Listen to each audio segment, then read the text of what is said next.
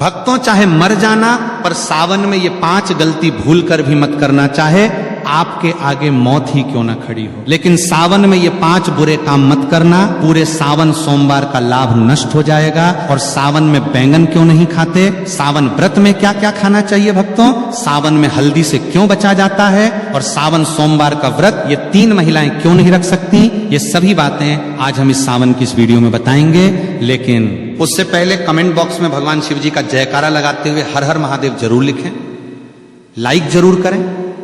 भगवान शिव जी की भक्ति का यह सफर बहुत ही अद्भुत है, इसलिए इस वीडियो को एक पल के लिए भी छोड़कर मत जाना, क्योंकि शास्त्रों में लिखा है कि अधूरी जानकारी हमेशा सर्वनाश का कारण ही बनती है। भक्तों, वर्ष 2026 में सावन का पावन महीना 30 जुलाई दिन गुरुवार से प्रारंभ होकर 28 अगस्त तक रहेगा। यह महीना भगवान शिव जी और माता पार्वती की उपासना के लिए अत्यंत शुभ और मंगलकारी माना जाता है। इस वर्ष सावन के दौरान कुल 4 सोमवार व्रत पड़ रहे हैं, जिनका विशेष धार्मिक महत्व है। पहला सावन सोमवार व्रत 3 अगस्त को मनाया जाएगा, दूसरा सोमवार 10 अगस्त को, तीसरा 17 अगस्त को और सावन का चौथा तथा अंतिम सोमवार व्रत 20 अगस्त को होगा।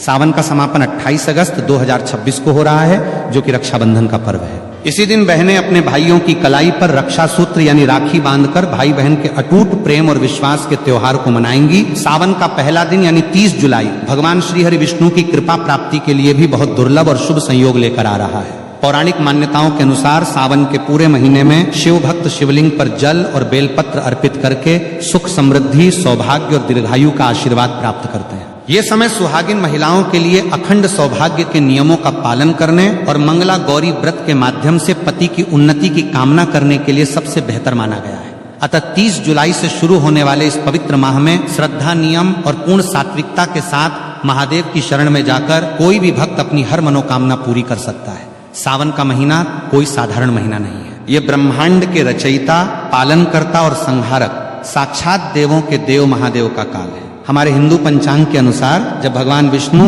आषाढ़ मास की देवश्रेणी एकादशी को 4 महीनों के लिए योग निद्रा में चले जाते हैं और पाताल लोक की ओर प्रस्थान करते हैं, तब पूरी सृष्टि पर एक पल के लिए अंधकार छाने लगता है। उस समय ब्रह्मांड को विनाश से बचाने के लिए महादेव स्वयं इस सृष्टि का पूरा कार्यभार अपने हाथों में लेते हैं। इस साल सावन की शुरुआत एक बेहद अद्भुत, दुर्लभ और तांत्रिक संयोग के साथ हो रही है। इस बार जितने भी सावन सोमवार PRH रहे हैं, वे सभी अपने आप में तंत्र मंत्र और अघोर शक्तियों को समेटे हुए हैं। शास्त्रों में लिखा है कि सावन के सोमवार का व्रत रखने से इंसान के 7 जन्मों के संचित पाप भस्म हो जाते हैं। जो कुंवारी कन्याएं इस व्रत को रखती हैं, तो उनकी कुंडली के सारे ग्रह दोष शांत हो जाते हैं और उन्हें साक्षात शिव जैसा ही वर प्राप्त होता है। जो विवाहित महिलाएं इसे रखती हैं, तो उनके सुहाग पर आने वाली अकाल मृत्यु और यमराज की छाया भी दूर भाग जाती है। लेकिन याद रखिए, सावन सोमवार की पूजा जितनी सरल और मनमोहक दिखती है, इसके अदृश्य नियम उतने ही करें खतरनाक और भयानक है। यदि कोई व्यक्ति बिना नियमों को जाने केवल समाज को दिखाने के लिए या अहंकार में यह व्रत रखता है, तो उसे पुण्य की जगह महादेव के तीसरे नेत्र के क्रोध का सामना करना PRH सकता है। शिवलिंग पर जल चढ़ाने का वो भयानक सच जो कोई नहीं बताता।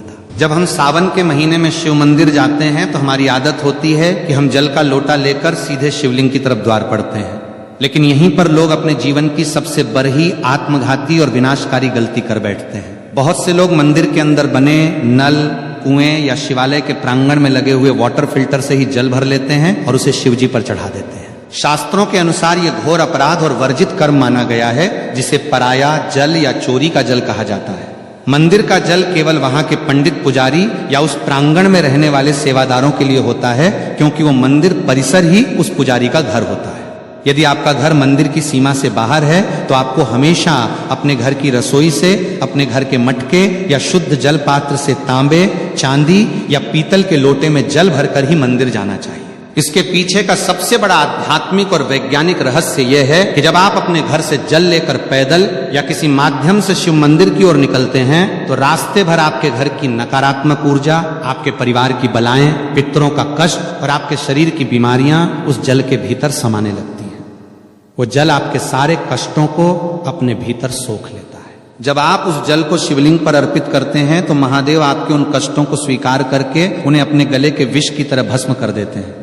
लेकिन यदि आप मंदिर का ही जल लेकर वहीं चढ़ा देंगे, तो आपने अपने घर का कोई कष्ट महादेव को सौंपा ही नहीं। आपकी वो यात्रा अधूरी रह गई और उस पूजा का फल शून्य हो गया। शिवलिंग के गिरते जल के चमत्कारी और डरावने फायदे। शिवलिंग पर जब जल की अखंड धारा गिरती है तो वह शिवलिंग के नीचे बनी जलहरी से होते हुए एक निश्चित दिशा में बह जाती है। शास्त्रों में उस बहते हुए जल को साक्षात अमृत और शिव की अलौकिक ऊर्जा का महापुंज माना गया है। पहला कर नियम यह है कि जब आप जल चढ़ा लें तो उस जलहरी से बाहर बहते हुए जल को कभी भी भूलकर लांघना नहीं चाहिए, क्योंकि वो ऊर्जा इतनी तीव्र और तांत्रिक होती है कि यदि कोई साधारण इंसान उसे लांघता है तो उसके शरीर का चक्र बिगड़ सकता है और उसका मानसिक संतुलन तक हिल सकता है। लेकिन शास्त्र कहते हैं कि उस गिरते हुए जल को किसी मुसाफिर या भक्त को थोड़ा सा अपने पात्र में रोक लेना चाहिए। उस जल को अत्यंत पवित्र और चमत्कारी मानकर अपने घर ले आना चाहिए। यदि आपके घर में किसी छोटे बच्चे को या किसी बड़े बुजुर्ग को बहुत तेज बुखार आ गया हो, जिस पर डॉक्टरों की दवाइयां भी काम करना बंद कर चुकी हो, तो इस दिव्य जल के कुछ छींटे उस बीमार व्यक्ति के ऊपर मार दें या उसे 2 बूंद ये जल पिला दें। आप अपनी आंखों से देखेंगे कि महादेव की कृपा से वो भयंकर और जानलेवा बुखार भी मिनटों में गायब हो जाएगा।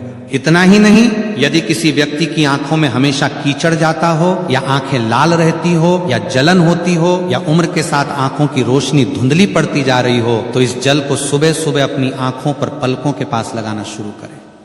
धीरे धीरे आंखों का सारा भयंकर विकार दूर हो जाएगा और आपकी आंखों की रोशनी इतनी तेज होने लगेगी कि बरही से बरही बीमारी महादेव की कृपा से पूरी तरह साफ और चमकदार हो जाएगी। महाउपाय बेल की जरेज का ताबीज, तंत्र काट और खान पान का करहा पहरा। अब हम बात करेंगे कि घर के आंगन में जल छिड़कने का भयंकर तांत्रिक रहस्य शिवलिंग से लाए गए उस बचे हुए जल को केवल पीना ही नहीं है, बल्कि इसका एक ऐसा प्रयोग है जो बड़े बड़े तांत्रिकों के होश उड़ देता है।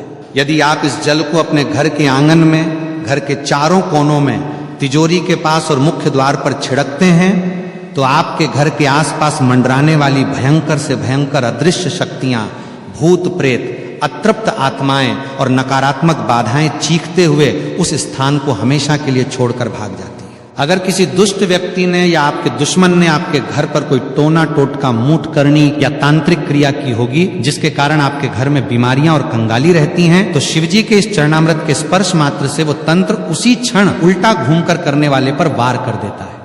घर की सुख शांति जो सालों से गायब थी वो वापस लौट आएगी और घर में बरकत होने लगेगी।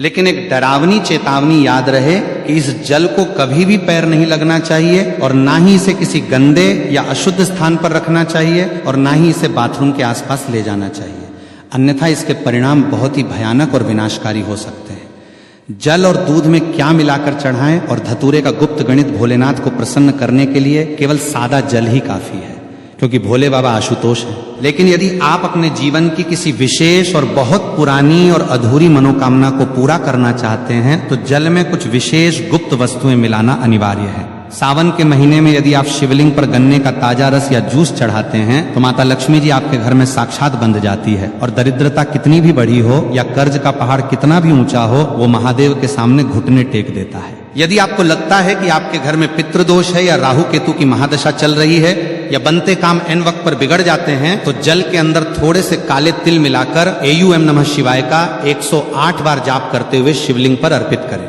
अब बात करते हैं शिवजी के सबसे प्रिय और खतरनाक फल धतूरे की। लोग अनजाने में पैरों से तोड़कर जितने मर्जी धतूरे शिवलिंग पर सजा देते हैं, जो कि पूरी तरह गलत और वर्जित है। शास्त्रों के अनुसार शिवलिंग पर धतूरा को हमेशा विषम संख्या में ही चढ़ाना चाहिए, जैसे कि केवल 1, 3 या 5 धतूरा।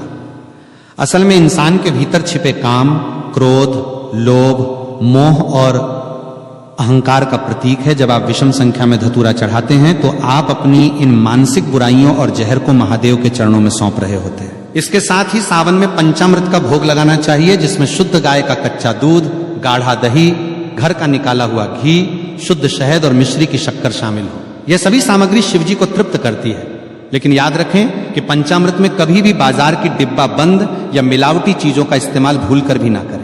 व्रतधारियों के लिए तो दूध पीने की सख्त मनाही का वैज्ञानिक और धार्मिक सच सावन के महीने में व्रत रखने वाले भक्तों को एक ऐसी गुप्त बात का ध्यान रखना चाहिए जो अक्सर लोग अनदेखा कर देते हैं और बाद में पछताते हैं। यदि आपने सावन सोमवार का व्रत रखा है या पूरे सावन के नियम का पालन कर रहे हैं तो आपको भूल कर भी दूध का सेवन नहीं करना चाहिए। इसके 2 बहुत बड़े और ठोस कारण हैं। पहला कारण पूरी तरह धार्मिक है। सावन के महीने में दूध पूरी तरह से भगवान शिव को समर्पित होता है। क्योंकि समुद्र मंथन के समय निकले विष के कारण उनके कंठ में जो भयंकर जलन हो रही थी उसे शांत करने के लिए सभी देवताओं ने उन पर दूध और जल चढ़ाया था। जो चीज सीधे भगवान को अर्पित की जा रही हो उसे व्रतधारी स्वयं ग्रहण नहीं कर सकता, इसे उच्छिष्ट या दोष माना जाता है। दूसरा कारण वैज्ञानिक और डरावना है। सावन में चारों तरफ भारी वर्षा होती है जिससे जमीन पर अजीबो गरीब की माकोर है फंगस और जहरीली घास उगाती है। जब गाय और भैंस